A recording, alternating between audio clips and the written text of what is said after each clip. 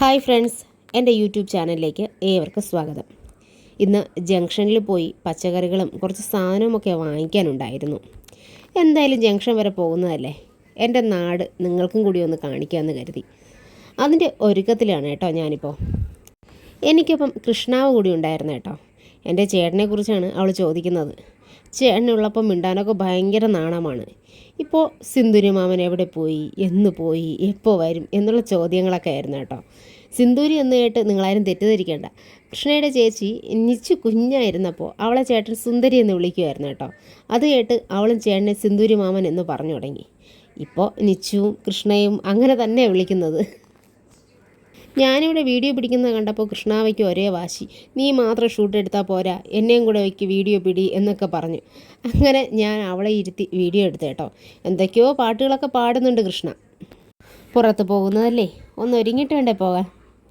അങ്ങനെ ഞാൻ മുഖമൊക്കെ കഴുകി വന്നിട്ടുണ്ടായിരുന്നു കേട്ടോ. എൻ്റെ മുഖം എപ്പോഴും ഡ്രൈ ആയിരിക്കും, പ്രത്യേകിച്ച് ഈ മൂക്കിൻ്റെ സൈഡിലൊക്കെ എപ്പോഴും ഈ പൊരിച്ചിൽ വന്നുകൊണ്ടിരിക്കുകയായിരുന്നു. ഇപ്പോൾ കുറച്ച് നാളായിട്ട് ഫേസ് ജെൽ ഉപയോഗിക്കുന്നത് കൊണ്ട് അതിലൊരു മാറ്റം വന്നിട്ടുണ്ട് കേട്ടോ.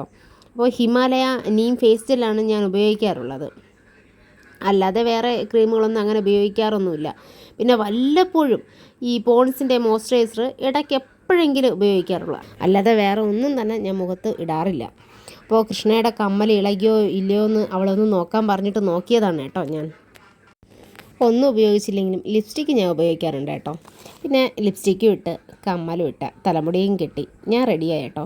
മുടി അഴിച്ചിടാമെന്ന് കരുതിയതാണ്, പക്ഷേ ഒരു രക്ഷയില്ലാത്ത ചൂട്. പിന്നെ ഒതുക്കി കെട്ടി വയ്ക്കാനേ പറ്റത്തുള്ളൂ. ഉച്ചയ്ക്ക് സാധനം വാങ്ങാൻ പോകാമെന്ന് വിചാരിച്ചതാട്ടോ, പുറത്തിറങ്ങാൻ വയ്യാത്ത അവസ്ഥ. ഇപ്പോൾ ഈവനിങ് ആയിട്ടും ചൂടിനൊരു കുറവുമില്ല. അങ്ങനെ ഞാൻ റെഡിയായി കേട്ടോ. ഇത് കൈസർ, നമ്മൾ തൊട്ടടുത്ത വീട്ടിലുള്ളതാണ് കേട്ടോ.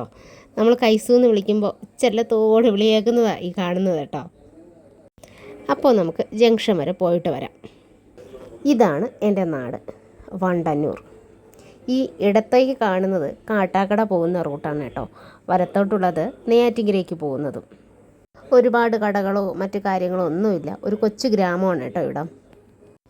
പച്ചക്കറി വാങ്ങാൻ വന്നപ്പോഴത്തേക്കും കട തുറന്നിട്ടില്ല. ഇനി എന്ത് ചെയ്യുമെന്ന് പറഞ്ഞ് നിൽക്കുമ്പോൾ അമ്മ പറഞ്ഞു, എന്തായാലും ഇതുവരെ വന്നതല്ലേ, ആ കടയിൽ പോയി പഴം വാങ്ങിയിട്ട് പോകാമെന്ന് കരുതി.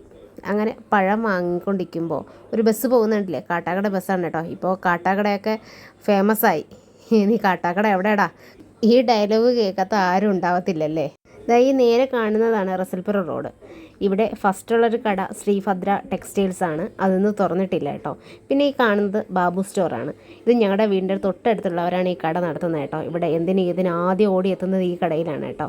പിന്നെ കാണുന്നത് റേഷൻ കടയാണ്. ഞാൻ കുഞ്ഞായിരിക്കുമ്പോഴേ റേഷൻ കട അവിടെ തന്നെയാണ് കേട്ടോ.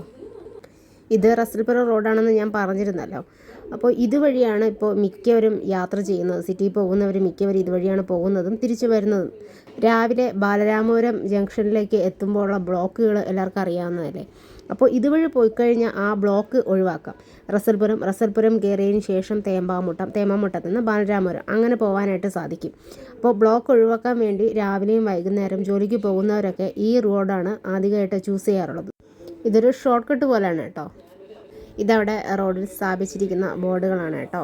വണ്ടന്നൂർ റസൽപുര റോഡെന്നും ഞങ്ങൾ കാഴ്ചക്കാരല്ല കാവൽക്കാരാണെന്നൊക്കെ ഇവിടെ ഇത് പരാതികളും അല്ലെങ്കിൽ മറ്റുള്ളവർക്കൊക്കെ ഒന്ന് അറിയിക്കാനുള്ള നമ്പറും കാര്യങ്ങളൊക്കെ ഇവിടെ കൊടുത്തിട്ടുണ്ട്. ഞങ്ങൾ നടന്ന് പോയിട്ടുള്ളത് ഈ കാണുന്ന ബേക്കറിയിലാണ് കേട്ടോ. D home made bakers. ഇതിപ്പോൾ തുടങ്ങിയിട്ട് കുറച്ച് നാളായിട്ടുള്ളൂ. അപ്പോൾ ഇവിടെ നിന്ന് ലഡുവും മറ്റു കാര്യങ്ങളും വാങ്ങാനായിട്ട് വന്നതാണ്. വേറെ ഒന്നും കൊണ്ടല്ല കേട്ടോ. എൻ്റെ അമ്മയ്ക്ക് കഴിഞ്ഞ കുറച്ച് ദിവസങ്ങളായിട്ട് ഷുഗർ ഭയങ്കരമായിട്ട് ലോ ആയിക്കൊണ്ടിരിക്കുകയാണ്. ഷുഗറും ബി.പിയും കുറവാണ്. ഷുഗറൊന്നും ഇല്ല, പക്ഷേ തീരെ ലോയാണ്. അപ്പോൾ വല്ലപ്പോഴും പോയിട്ട് അവിടുന്ന് ലഡുവും അല്ലെങ്കിൽ ജിലേബിയോ എന്തെങ്കിലുമൊക്കെ വാങ്ങാനായിട്ട് പോകുന്നതാണ് കേട്ടോ. അപ്പോൾ ഇവിടെ എല്ലാ സാധനങ്ങളും ഉണ്ട്. കേക്കായിരുന്നാലും എല്ലാം ഹോം മെയ്ഡായിട്ട് നിങ്ങൾക്ക് എന്ത് സാധനത്തിനും ഇവിടെ നിങ്ങൾക്ക് സമീപിക്കാവുന്നതാണ് കേട്ടോ. മുൻപൊക്കെ നമുക്ക് ബേക്കറിയിൽ പോകണമെങ്കിൽ പെരുമ്പഴുതൂർ ജംഗ്ഷൻ വരെ പോകണമായിരുന്നു കേട്ടോ. ഇപ്പോൾ തൊട്ടടുത്തുള്ളത് അത് വളരെ ഒരു ആശ്വാസമായിട്ടുള്ള കാര്യമാണ്. തിരിച്ചു വന്നപ്പോൾ ഒരു പൂച്ച അവിടെ ഇരുന്ന് വിളിക്കുന്നുണ്ടായിരുന്നു കേട്ടോ. ഞാൻ വിളിച്ചിട്ട് അത് വരുന്നുണ്ടായിരുന്നില്ല. അപ്പോൾ ഞങ്ങൾ വീണ്ടും തിരിച്ച് താഴേക്ക് നടക്കുകയാണ്. ഇതാണ് എൻ്റെ നാട്, വണ്ടന്നൂർ എന്ന് പറയുന്ന നമ്മുടെ കുഞ്ഞ് ഗ്രാമപ്രദേശം. അപ്പോൾ നമുക്ക് മറ്റൊരു വീഡിയോയുമായി വരാം. Tata, bye bye.